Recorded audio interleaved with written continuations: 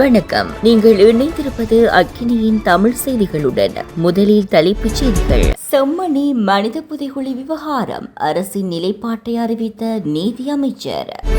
உங்கள் தந்தை எத்தனை பேரை வேட்டையாடினார்? நாமல் ராஜபக்சவின் வாயை அழைத்த பிரதி அமைச்சர். தனியார் ஊழியர்களின் சம்பள அதிகரிப்பு வெளியான மகிழ்ச்சி தகவல். வதை முகாம்களை நடத்தியவர்களை கைது செய்வோம் சூளுரைக்கும் விமல். ரஷ்யா எண்ணெய் வாங்கினால் பொருளாதாரம் சிதையும் அமெரிக்கா கடும் எச்சரிக்கை.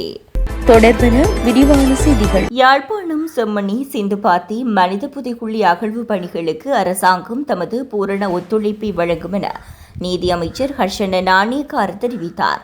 அத்துடன் மனித புதைகுழி அகழ்வுக்காக 11.7 மில்லியன் ரூபாய் நிதி ஒதுக்கப்பட்டுள்ளதாகவும் அவர் மேலும் சுட்டிக்காட்டினார். இந்திய ஊடகம் ஒன்றுக்கு வழங்கிய விசேட செவ்வியில் அவர் இந்த விடயத்தினை குறிப்பிட்டுள்ளார். அத்துடன் காணாமல் ஆக்கப்பட்டோருக்கான அலுவலகத்தின் ஒத்துழைப்புடன் அரசாங்கம் தற்போது நாடு முழுவதும் 14 பாரிய புதைகுழிகள் குறித்து ஆராய்ந்து வருவதாக குறிப்பிட்டுள்ளார். பேரழிவு மரணங்கள், காணாமல் ஆக்கப்பட்டவை மற்றும் இழப்புகளை அனுபவித்தவர்களின் குறைகளை நிவர்த்தி செய்வதற்கான முழுமையான அரசியல் விருப்பம் தற்போதைய அரசாங்கத்திடம் உள்ளதாக நீதியமைச்சர் தெரிவித்துள்ளார்.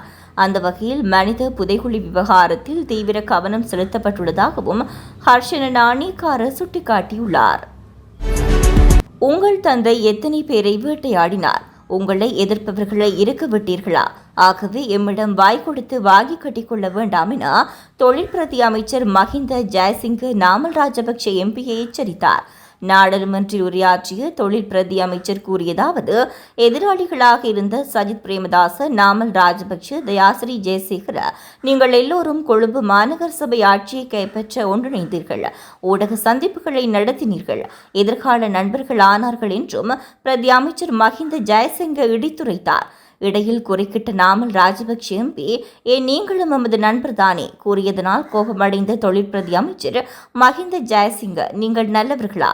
தாஜுதீனை கொலை செய்தீர்கள், படுகொலையாளிகளை வெள்ளை வேன் கடத்தற்கார்களை பாதுகாத்தீர்கள், உங்கள் தந்தை எத்தனை பேரை வேட்டையாடினார்கள்? சரத் பொன்சேகாவை என்ன செய்தீர்கள்? உங்களை எதிர்ப்பவர்களை இருக்க விட்டீர்களா? எம்மிடம் வாய் கொடுத்து வாங்கி கட்டிக்கொள்ள வேண்டாம் என நாமல் ராஜபக்சவுக்கு பதிலடி கொடுத்தார். அடுத்த வருடம் ஜனவரி 1ஆம் தேதி முதல் தனியார் ஊழியர்களின் சம்பளம் 30,000 ரூபாவாக அதிகரிக்கப்படும் என தொழிலமைச்சர் பேராசிரியர் அனில் ஜெயந்த் பெர்னாண்டோ தெரிவித்துள்ளார். தனியார் துறை ஊழியர்களின் ஆக குறைந்த அடிப்படை சம்பளமாக இந்த 17,500 ரூபாவை கடந்த ஏப்ரல் மாதம் முதல் 27,000 ரூபாவாக அதிகரிக்க நடவடிக்கை எடுக்கப்பட்டுள்ளதாக அவர் சுட்டிக்காட்டியுள்ளார். குறித்த விடயத்தை நேற்று நாடாளுமன்றத்தில் உரையாற்றும் போதே அவர் குறிப்பிட்டுள்ளார். இது தொடர்பில் மேலும் கருத்து தெரிவித்த அவர், 2025ஆம் ஆண்டுக்கான வரவு செலவு திட்டத்தில் அரசு துறையினருக்கான சம்பள அதிகரிப்பு செய்யப்பட்டது. இதன்படி 27,000 ரூபாய் குறைந்தபட்ச சம்பளமாக ஏப்ரல் முதல் நடைமுறைக்கு வரும் வகையில் 2026 ஜனவரி 1ஆம் தேதி முதல் அதனை 30,000 ரூபாய் வரையில் அதிகரிக்கவும் இணக்கம் காணப்பட்டுள்ளது.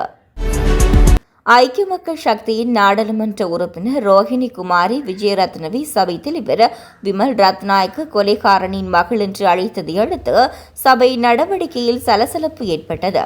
தலதா மாளிகை மீது கடந்த 1989ஆம் ஆண்டு மக்கள் விடுதலை முன்னணி நடத்திய தாக்குதல் குறித்து ஐக்கிய மக்கள் சக்தியின் நாடாளுமன்ற உறுப்பினர் ரோஹிணி கவிரத்ன கேள்வி எழுப்பினார். இதன்போது சபை தலைவர் விமல் ரத்நாயக்க நாடாளுமன்ற உறுப்பினரை ஒரு கொலைகாரனின் மகள் என்று அழைத்தார்.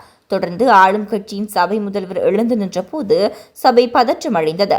மாத்தளையில் உள்ள மனித புதைகுழியிலிருந்து பல எலும்புக்கூடுகள் கண்டுபிடிக்கப்பட்டுள்ளன. இப்போது ஒரு கொலைகாரனின் மகள் எங்கள் முன் நிற்கிறார் என்று அவர் தெரிவித்தார். இந்த கட்டத்தில் கோபமடைந்த எதிர்க்கட்சி உறுப்பினர்கள் அமைச்சர் விமல் ரத்நாயக்கவை நோக்கி அவர் நிலையியல் கட்டளைகளை மீறியதாக குற்றம் சாட்டி கூச்சலிடத் தொடங்கினர். 1989ஆம் ஆண்டு ஐக்கிய தேசிய கட்சி அரசாங்கத்தின் அமைச்சர்களும் எம்பிக்களும் சித்திரவதை கூடங்களை நடத்தினர் என்பது அனைவரும் அறிந்தது என்று ஆளும் கட்சியின் சபை முதல்வர் விமல் ரத்நாயக்க கூறினார். வதை முகாம்களை நடத்திய அனைவருக்கும் எதிராக நாங்கள் சட்ட நடவடிக்கை எடுத்து அவர்களை கைது செய்வோம் என்று விமல் ரத்நாயக்க கூறினார். ரஷ்யாவிடமிருந்து கச்சா எண்ணெய் வாங்கும் சீனா, இந்தியா மற்றும் பிரேசில் போன்ற நாடுகளுக்கு அமெரிக்க ஜனாதிபதி டொனால்ட் ட்ரம்ப் 100% வரி விதிக்க உள்ளதாக சர்வதேச ஊடகங்கள் செய்தி வெளியிட்டுள்ளன. உக்ரைன் மீது போர் நடத்தி வருவதனால் ரஷ்யா மீது அமெரிக்கா உள்ளிட்ட மேற்கத்திய அமெரிக்க உள்ளிட்ட நாடுகளின் பொருளாதார தடை நடைமுறையில் உள்ளது. இருப்பினும் இந்தியா, சீனா மற்றும் பிரேசில் உள்ளிட்ட நாடுகள் ரஷ்யாவிடம் கச்சா எண்ணெய் வாங்கி வருகிறது. இந்த வர்த்தகத்தின் மூலம் கிடைக்கும் பணத்தை கொண்டு ரஷ்யா போரை நீட்டித்து வருவதாக ட்ரம்ப் குற்றம் சாட்டி வருகின்றார்.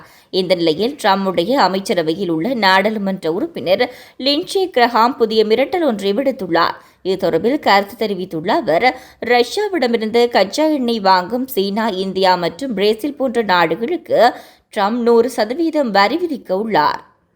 தொடர்ந்து மக்களின் செய்திகளோடு இணைந்திருங்கள். வணக்கம்.